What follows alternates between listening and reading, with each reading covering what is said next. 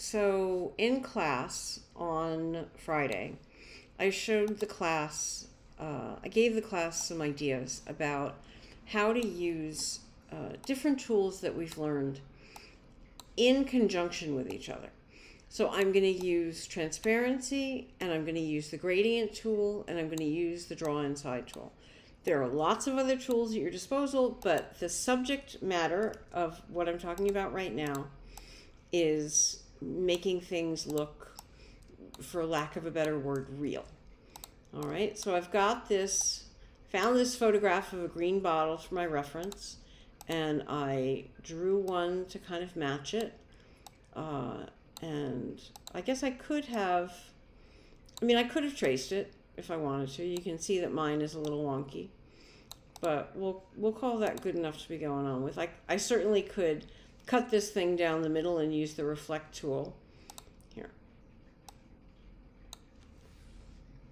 Let me do this. I'll just cut this side. Grab it. Oops. So I'll grab it and I'll use the reflect tool. And I'll reflect across the vertical axis, and I'll make a copy. And then I'll come in here, I'll grab both of these, and I'll do Command J. And now I've made kind of a closed path. There's actually an opening up here at the top, but that's okay. So now I've got a symmetrical bottle shape. So let's take a look at this bottle. What am I looking at? I see all kinds of things. I see this kind of long shadow that goes up the edge of the bottle and scrubs out here. Now that's a rectangle. So I'm going to draw a rectangle, and I'll put it the whole length of the bottle. I'll actually pull it right down here, and it's a gradient. I can see that it's darker on the bottom than it is on the top. So I'll fill it with a gradient. I'll grab my gradient tool and I'll reset my gradient. All right. Now this shape is fully inside the bottle, so I don't have to worry about using the draw inside tool. I'll offset it. And it kind of disappears down here, so I'm not going to worry about that either. But what I do want to do is I want it to multiply. I want it to look like this looks. And then I need to play with my opacity. All right? That's looking a little better. And then this has nice soft edges. Well, I can do that too. I can go to Effect, Blur, Gaussian Blur, and I can kind of blur out the edges. All right, that's a start. Let's see what else I can do just real quick. I see a circle down here, kind of an offset circle. So let's do that circle. And it's a gradient again, so I just so happen to have a gradient. So I'm going to move it up a little bit so it's right here, and I can see the width of the glass here. I'm going to put that there, and again, I want it to mesh with what's underneath it. So I'll do that. I'll make it a little bit lighter, and then again, I'm going to go to Effect, Gaussian Blur, because it's soft around the edges. Now, is it a perfect rendition? No. Do I care? Also no. I'm just kind of faking it using this reference. Let me get my layers. All right, I'll make another. I should be working in layers. This stuff should all be on its own layer. Let's use the draw inside tool now. So look at this shadow that kind of runs the length of the bottle. So I am going to, with my direct selection tool, I'll select the bottle. I'll click on the draw inside tool. I will go get the pen tool, and it starts here and it runs here. So let's see what I can do. Now I only need to care about the part that I can see inside the bottle. The rest of it, I can just do that. And this time, so I have two choices. Hit the escape key to undo that. If I really want this color, I can grab my eyedropper tool and go ahead and sample the color. I can go in and kind of busk it like that. And then again, because this has kind of a nice soft edge, I'll just reapply the filters that you use. The latest filter that you use gets kind of tucked up here. So I'll just keep using that gentle Gaussian blur. All right, this I don't hate this.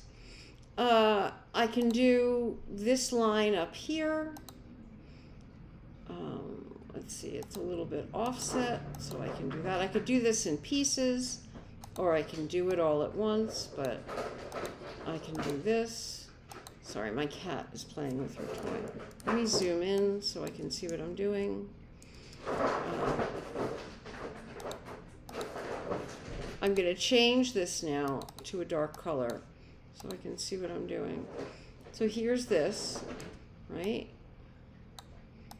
So I'll just draw that. Again, I'm moving super fast, but again, I can come in with a direct selection tool. I can grab this and apply a Gaussian blur. Now that's too much. So if I want to edit my Gaussian blur, remember I can go to Appearance, the Appearance menu. Here's my Gaussian blur filter, and I can dial it back. I just kind of want the edges a little funny. I don't want it looking like a hard cut edge. All right. And I can play with that. You can see I'm too close. There we go. Anyway, I can edit that if I want to. All right. So I have a circle up here that I can draw to create this lip. So I'm going to try and go through this now and say, what can I sample? What can I see? Right? What can I use my my shape tools to do? And what can I use my, excuse me, what can I use my, let me just hide that for a second. Hide that for a second.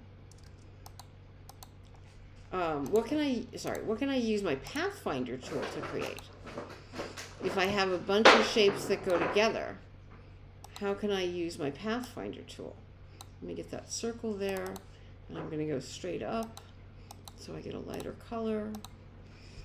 All right. I mean, there's a lot of stuff missing. I have to do this inner thing. I have to do this outer thing. Let's do a highlight.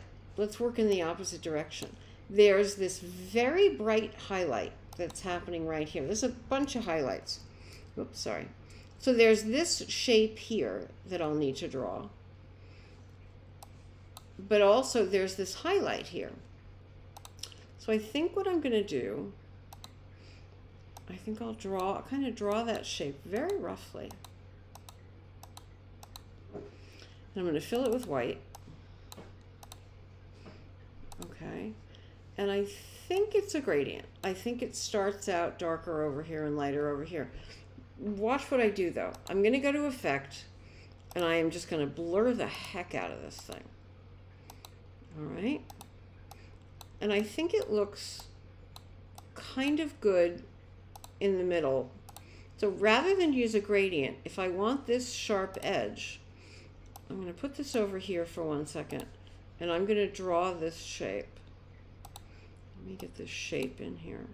So I want a hard edge here, and I want the gradient to kind of fluff out. So I'm going to take away the fill. I'm going to come back here. Whoops. I'm going to come back here and get this white thing.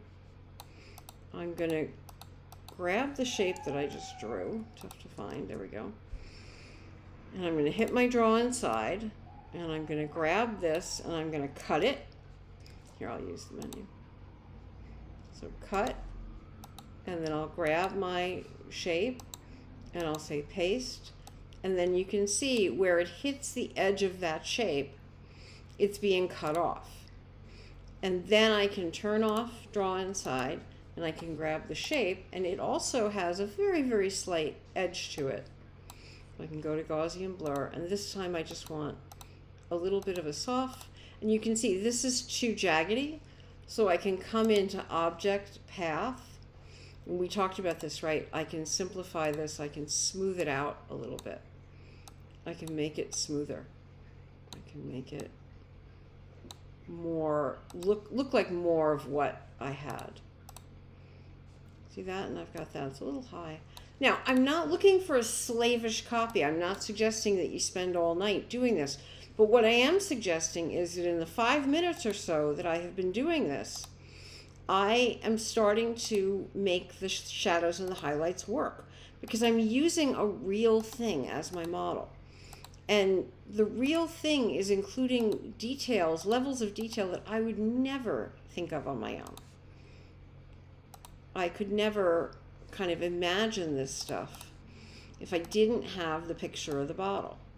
And, you know, maybe your bottle isn't this shape. Maybe it's something else. That's fine. But at least I know where the highlights and the shadows go, so that I'm able to kind of move in here and make stuff. And if I wanted to, let's see, I think I'll use no fill, and I'll get a nice fat black stroke.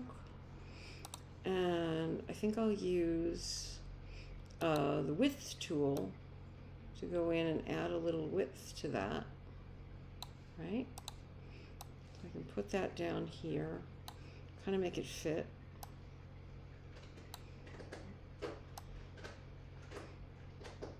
And I've got a little bit of light there.